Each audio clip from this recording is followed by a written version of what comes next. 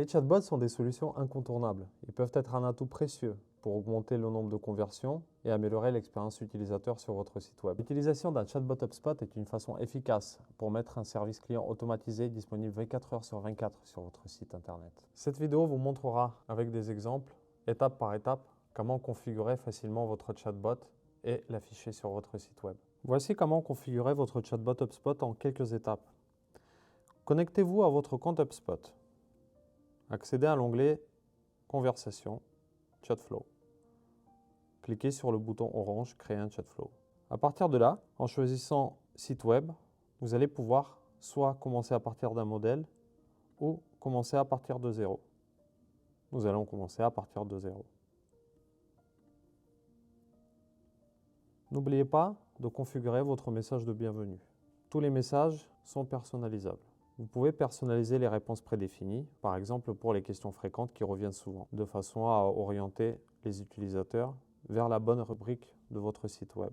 Vous allez pouvoir configurer chaque parcours en fonction des réponses clients, en utilisant des branches ci à l'heure.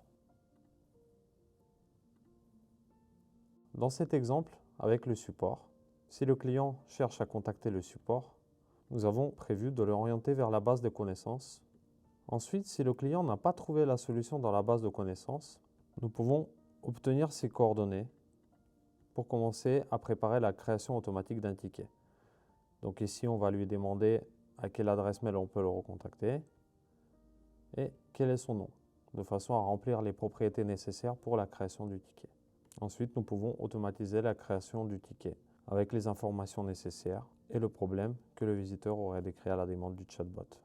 Ensuite, vous pouvez effectivement configurer des automatisations qui sont liées à la relation client et au support. Si le client cherche à demander un devis ou à entrer en contact avec le service commercial, la réponse est de demander un devis, on va orienter le client vers la prise de rendez-vous avec l'équipe commerciale. Certains éléments lui seront demandés. Une fois de plus, tous ces éléments-là sont personnalisables. On peut demander le contact email, le contact prénom, le contact nom et remplir les propriétés. Ensuite, pour intégrer le chatbot à votre site web, pour cela, il faut aller dans Cible. Vous pouvez choisir l'URL du site web sur lequel votre chatbot est affiché, ou si l'URL contient, par exemple, https blog. Ensuite, il faut intégrer votre chatbot à votre site web. Pour cela, allez dans Cible et choisissez l'URL de votre site web. Vous pouvez ensuite personnaliser l'avatar de votre chat et lui donner un nom. N'oubliez pas de configurer le comportement d'affichage du chat. À droite ou à gauche, vérifiez l'affichage sur PC et sur mobile.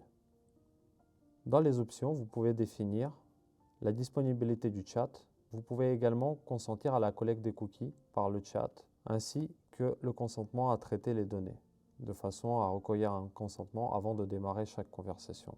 Testez votre chatbot pour s'assurer qu'il fonctionne correctement. Maintenant, la configuration de votre chatbot est terminée. Lancez-le et surveillez ses performances. Vous pouvez toujours apporter des améliorations si c'est nécessaire directement dans HubSpot.